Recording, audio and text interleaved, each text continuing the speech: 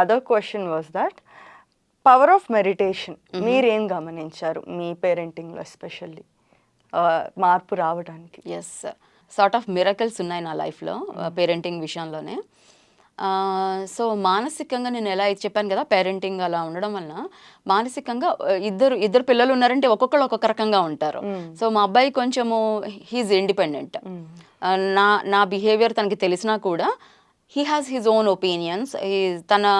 He loves himself, self love ఉంది. So he's very independent. కానీ మా అమ్మాయి సార్ట్ ఆఫ్ డిప్రెస్డ్ అనమాట. సో డిప్రెషన్ ఉండడం వలన సిచ్యువేషన్ నన్ను ఇలా అయింది, నా లైఫ్ ఇంతే ఇలా అనుకుంటూ ఉంటారు కదా, తను బాధపడుతూ ఉండేది. యుఎస్లో 21 years అయిన తర్వాత పేరెంట్స్ మీద ఇండిపెండెంట్ అయిపోతారు. ఇఫ్ గ్రీన్ కార్డ్ కనుక లేకపోతే they have to leave the country. Okay. So అప్పటికి మాకు గ్రీన్ కార్డ్ లేదు. So she has to leave the country అనమాట. తను ఇండియాకి వచ్చేసింది. మేము అక్కడే ఉన్నాం, తను ఇండియాకి వచ్చేసింది. అప్పటిదాకా అలాంటి పేరెంటింగ్ చేసినా కూడా నాకు తెలియలేదు. వన్స్ షీ లెఫ్ట్ ఆర్ వెళ్ళిపోతుంది అనగా అప్పుడు నాలో అంతర్మదనం మొదలైంది. విపరీతంగా ఏడ్చనమాట. తన వాల్యూ ఇంత ఉందా, తను నా మనసులో ఇంత ఉందా తనకి అనే విషయం అప్పుడు తెలుసుకున్నాను. అప్పుడు జ్ఞానం పరిచయం అయింది. ఆల్రెడీ అవ్వలేదు, యాక్చువల్గా లేదు, అవ్వలేదు. నేను ధ్యానంలోకి రావడానికి 3 years ముందే తను వెళ్ళిపోయింది. అప్పుడు బాధపడుతూ ఉండేదన్నమాట. జస్ట్ వెళ్తూ రోడ్డు మీద ఎంతగా బాధపడానంటే, నేను రోడ్డు మీద వెళ్తూ ట్రాఫిక్ లైట్, రెడ్ లైట్ పడిందంటే ఒక జస్ట్ 5 minutes కదా మనకు టైం దొరికేది లైట్లు, అక్కడ కూర్చొని ఏడుస్తూ ఉండేదాన్ని. అంత బాధ కుమిలిపోతూ ఉండేదాన్ని.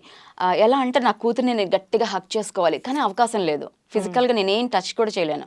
సో అంత తపన పడిపోతూ ఉండేదన్నమాట. తనకి ఏం కావాలి, నేనేం ఇవ్వలేకపోయాను, ఎందుకు ఇలా అయిపోయింది అనుకుంటూ ఉండేదాన్ని. ధ్యానంలోకి వచ్చిన తర్వాత ముందు నేను చేసిన పని, నేను తెలుసుకొని నేను చేసిన పని క్షమించమని అడగడం. తను ఎలా డిప్రెస్డ్గా ఉండడం వలన తను ఐసోలేటెడ్గా ఉండేది. ఫోన్ ఎత్తదు, ఫోన్లో మాట్లాడదు, తనకి తాను ఐసోలేట్ చేసేసుకునేది. సో నాకు కమ్యూనికేషన్ అనే లేదు అసలు. క్షమించమని అడగడానికి కూడా లేదు నాకు. సో నా లోపల నేను ధ్యానంలో కూర్చొని తనని ధ్యానంలో కూర్చోబెట్టుకొని నన్ను క్షమించు ప్లీజ్ అనేసి తనివి తీరా ఎంతగా తనని ప్రేమించగలనో, అన్కండిషనల్ లవ్ ఎలా అయితే ఇవ్వగలనో అది నేను ధ్యానంలో చేశాను అనమాట. ద వెరీ ఫస్ట్ ఎక్స్పీరియన్స్, నేను ధ్యానంలో కూర్చొని నేను అమెరికాలో కొన్ని thousands of miles అవే ఉండి తనని నేను టచ్ చేస్తున్నాను అని నాకు ఎక్స్పీరియన్స్ ఉంది.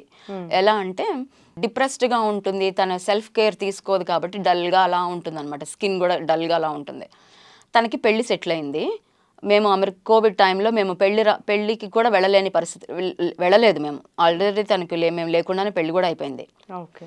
నాకు మొదటి నుంచి తనని బాగా కేర్ తీసుకోవాలని ఉండేదన్నమాట మనసులో. కూర్చోబెట్టి నలుగు పెట్టి స్నానం చేయించాలి అని కోరిక ఉండేది. తనకి పెళ్ళి ఎంగేజ్మెంట్ 2 daysలో ఎంగేజ్మెంట్ ఉంది. నేనేమో వెళ్ళలేను అనే విషయం నాకు అర్థమైపోయింది. ఇంకా కూర్చొని ఆ తపనతో ఏం చేశాను, ధ్యానంలో కూర్చున్నా, మనసులో కళ్ళు మూసుకున్నాను. కానీ ఎంత డీప్గా వెళ్ళిపోయానంటే తను లిటరల్గా చేయి పట్టుకొని నలుగు పెట్టేసి బాగా రుద్ది స్నానం చేయించాను అనమాట ధ్యానంలో.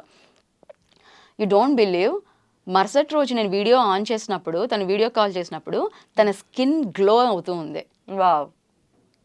తను నవ్వుతుంది. తను మామూలుగా నవ్వదు పెద్దగా, ఏదో ఉన్నాను, లేసాను, ఏదో చేస్తున్నాను, నా లైఫ్ అలా అయిపోతుంది అనుకుంటూ ఉండేది.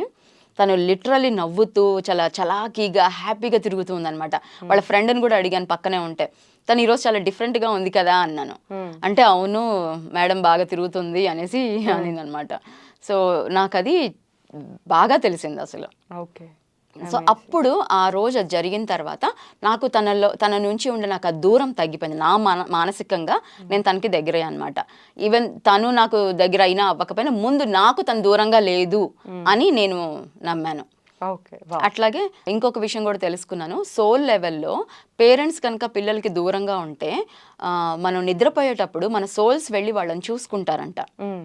పిల్లలు ఎలా ఉన్నారు అనేసి వాళ్ళ బాగోగులు ఒకసారి చూసుకొని వస్తారంట నిద్రపోయినప్పుడు. సో అలా అందుకని మనకి డీప్గా they are safe, they are బాగున్నారు అనే ఒక డీప్ నమ్మకం ఉండి మన డైలీ రొటీన్ నార్మల్గా జరిగిపోతూ ఉంటుంది, ఏడుస్తూ ఉండం మనం. ఆ విషయం తెలుసుకున్న తర్వాత ఓకే నేను వెళ్ళి చూసుకుంటున్నాను కదా, ఇంకా నాకేం పర్లేదు అని అనిపించింది. ఎస్. ఉన్న స్థితి నుంచి ఉన్నత స్థితికి తీసుకువెళ్లే మార్గాన్ని సూచించే అద్భుతమైన కార్యక్రమాలను అందిస్తున్న PMC ఛానల్ కు మీ వంతు సహకారాన్ని అందించండి. The PMC trust, Google pay, phone pay number 8977009932.